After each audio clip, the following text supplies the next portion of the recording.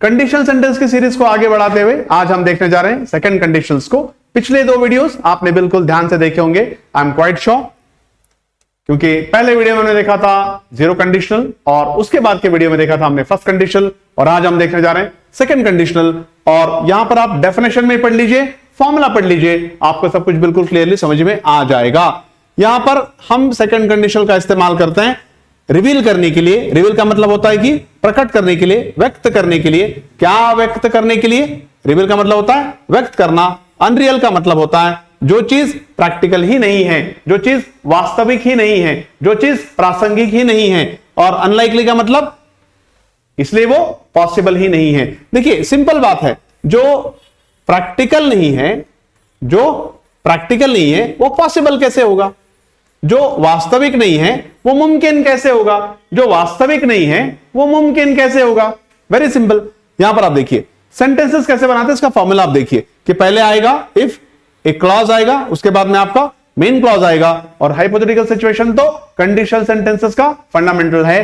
Hypothetical situations ऐसे situation जो बिल्कुल काल्पनिक होते हैं। यहां पर सबसे पहले एक कंडीशन आएगा और उसके बाद उसका रिजल्ट आएगा। अब आप देखिए यहां पर पहला सेंटेंस जो कंपलसरी या फिर जो फंडामेंटल बेसिक रिक्वायरमेंट है सेकंड कंडीशनल की, कि पहला सेंटेंस आपका सिंपल पास्ट में ही होगा, लेकिन कहां से शुरू होगा? इफ से शुरू होगा। और जो फॉलोइंग सेंटेंस है उसके बाद का आने वाला सेंटेंस है उसमें वुड प्लस वी1 आएगा या फिर कुड प्लस वी1 भी आ सकता है, लेकिन 90% सेंटेंसेस में वुड आता है और 10% सेंटेंसेस में कुड भी आता है। और अगर चाहो तो उसमें नेगेटिव भी इस्तेमाल हो सकता है। वो तो एक कॉमन सी बात है कि जब वुड आएगा तो वुड नॉट भी आ सकता है, जब कुड आएगा तो कुड नॉट भी आ सकता है। लेकिन एक बात जो आपको यहां पर ध्यान में रखनी है वो आप डेफिनेशन में सीधी तरह से पढ़ लीजिए या समझ लीजिए कि यहां पर पहली सिचुएशन होती है जो अनरियल होती है, इसलिए वो अनलाइकली होती है, मतलब वो प्रासंगिक नहीं होती, वो वास्तविक नहीं होती, इसलिए वो मुमकिन भी नहीं होती। Let us try to understand with some examples. मैं आपको कुछ रेलेवेंट एग्जांपल देता हूं, आपको समझ में आ जाएगा। आप सिर्फ एग्जांपल्स का एक्सप्लेनेशन को देखिए, सुनिए और पढ़िए उन एग्जांपल्स को, तो आपको पूरी बात समझ में आ जाएगी। If I met Ronaldo I would ask for his jersey. तो इस सेंटेंस के हिसाब से आप रोनाल्डो से मिले ही नहीं, तो आप उसकी जर्सी मांगोगे कैसे? आप उसकी जर्सी मांगोगे कैसे? मिले ही नहीं तो मांगोगे कैसे?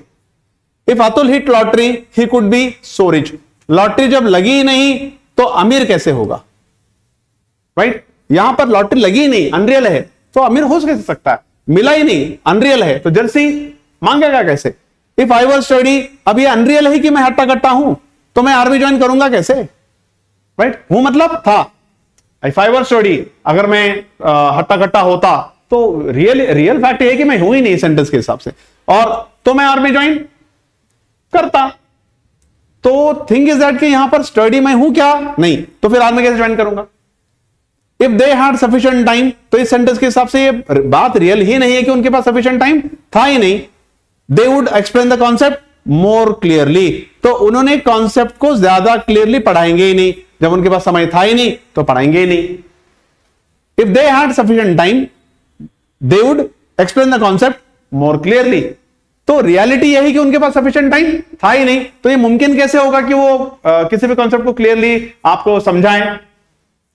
If Riya were a doctor she would save lives. तो रियल बात यह है कि रिया डॉक्टर है ही नहीं, तो जिंदगी बचाएगी कैसे?